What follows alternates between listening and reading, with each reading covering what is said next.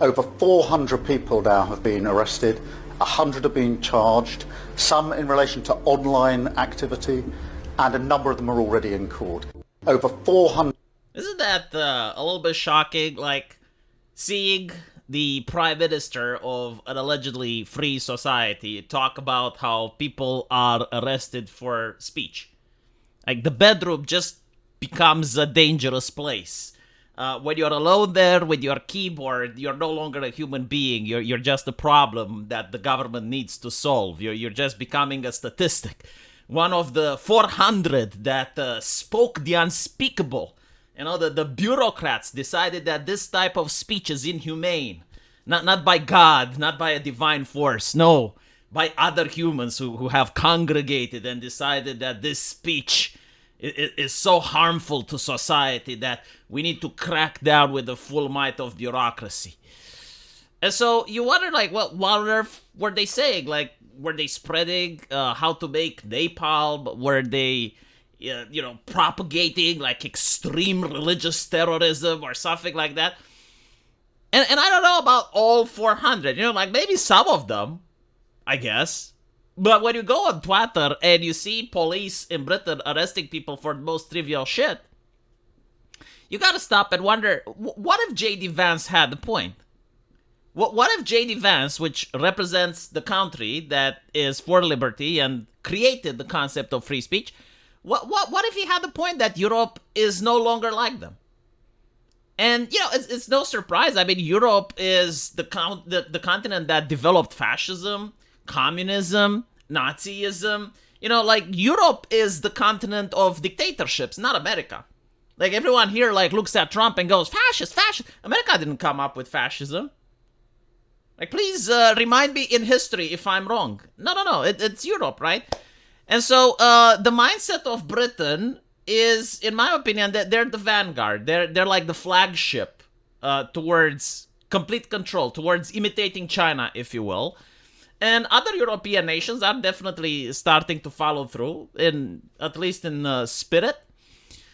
And we're going to see more of this rather than less. But the question is, what is the press having to say about it? Like, we're witnessing censorship at a scale that's a lot higher than it used to be 10 years ago.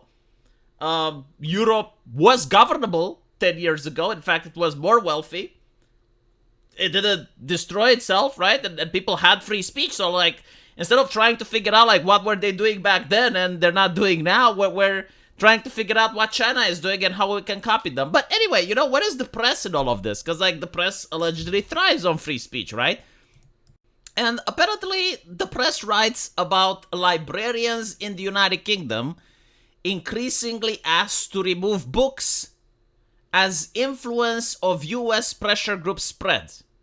So they are required to remove the holy LGBTQ plus titles. And so, like, I'm reading this and I'm taking my glasses off and I'm like, are you fucking stupid? Like, are you taking us for imbeciles? Seriously, no, like, isn't this a legit question? You have 400 people that the Prime Minister announces saying that, yeah, they're just getting banned for shit they say online. And all of a sudden, you have to expect us about caring about libraries? Who the fuck cares about libraries? It's 2025. Can you get your fucking ass into present day? People don't even go to a fucking library. Like, I have the internet. I have ChatGPT. If I want to learn about something, I use online sources. I'm not a fucking caveman. The Renaissance is over, okay? Like, the printing press, it had its fucking time. But now the real censorship that matters is online. Oh, goodness gracious, you burned the book. Oh, the horror. Yeah, too bad it's like in 1,000 copies online, easily accessible. You can order it from fucking Amazon. Censorship online is infinitely more impactful and more important than the fact that, people are pulling books from library. Who the fuck that even goes to a library? Like, serious question. Who goes to libraries in 2025? Like, are there that many people? Like, do they not know that a Kindle exists? Like, can they not actually use a smartphone in order to read? Can they not order books? Like, are they so fucking poor? Have books become so expensive in the United Kingdom because of the economy where, you can't afford one? Only the nobles afford it? Are they made of vellum again that they're extremely expensive? And so, no, this is just another article that, reinforces the fact, and I generally starting to believe this, that the United Kingdom is moving closer and closer more towards a theocracy. Not in name, but in spirit. And the United Kingdom now is a country, this is my opinion, okay? This is my personal opinion. It's a country that has two religions. Number one is Islam, number two is social justice.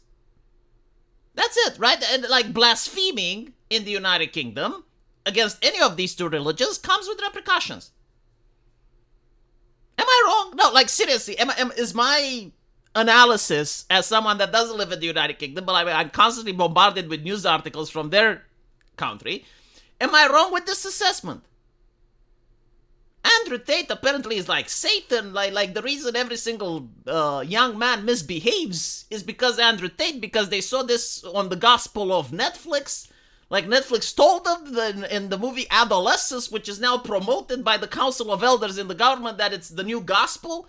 And Andrew Tate is everywhere. He is the Satan. We need to give more money to the teachers so they can pray for the students. More LGBTQ books to keep them away from Andrew Tate. Is this not how the United Kingdom actually operates? Again, like from the outside, to me, as a person that likes to read a lot about medieval history and stuff, like it's really shocking about how many things rhymes. They're not the same, but they rhyme a lot. And so the reason they're upset about this, which again, it may or may not happen, as it mentions here, it's anecdotal evidence, so it's probably not even true, but the reason it even manages to get into The Guardian, despite the fact that it's anecdotal evidence, is simply due to the fact that, it threatens tradition. Like, it threatens the religion. It's not the fact that people actually go into libraries to buy these books, and by the way, this is a grift, in case you didn't notice. Like, this is literally part of the grift. The grift is like this. Imagine that I'm an activist that's well connected. All I have to do is to help out the politician, right? I do something for them. I convince people to vote for them. I offer him my support. And then I write a book. It doesn't really matter. Like you're writing about the LGBTQ, right? You're not writing about penicillin. You're not discovering the warp engine. You're not actually contributing like tangible science to humanity. You're writing about the LGBTQ shit, the cock and pussy. People have been fucking for thousands of years on Earth. Like most things about the cock and pussy have already been discovered. You're not creating anything new. You're not reinventing the wheel. But you're writing a book about it, right? No one wants to fucking buy it. Who wants to buy it? Like when's the last time anyone went out and it's like, you know what I want to buy today? What? An LGBTQ book. Fuck off with that shit. No one buys it, right? But you write it, so why do you write it? Well, if the library buys it, now it's taxpayer money. Now the taxpayer money is involved, right? So the government takes from the taxpayer and gives it to you, and in exchange you help the politician, and that's the fucking grift.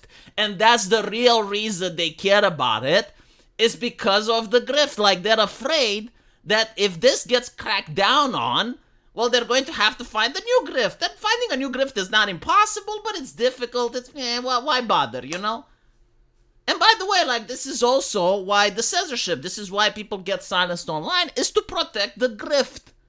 It's not that they genuinely care about the LGBTQ folks and shit. No, it's like a really nice grift to keep people in line, to cause division in society so that citizens dislike each other based on identity politics rather than to dislike the way they're being governed. And all of a sudden, when you look at this, with a lot of more Eastern European cynicism, everything clicks into place, everything makes sense. And this whole shtick with, like, let's assume that the United States would actually force anyone that works with them to drop the DEI shit. How is it different than what Europe is doing? Like, isn't Europe forcing social media companies that are from America to adhere to European rules? Isn't the United Kingdom right now forcing American companies like Gab, BitChute, and many other places to abide by UK laws, even though they're not all set in UK? Like, you can have a company set in Italy, and if the UK doesn't like what a German is talking with a Spanish person on that platform, they can complain, right? So, like, they want to impose their will and morality on others. They just don't like it when it's done to them. Oh, my goodness, right? Again, 400 people, according to the British Prime Minister, being arrested, and I have to care about free speech. What free speech? Like, show me the precedent you're setting. You know, show me the example where you're basically champions of freedom and liberty, so that I can be like, yeah, you know, like, it's a violation of their principles. It's not a violation of your principles. You just don't like it that someone is doing it to you. It's a team-based system. And unfortunately, I'm Team USA. What can I say? Let me know what you guys think. And as usual, I will see you in the comment section. Take care.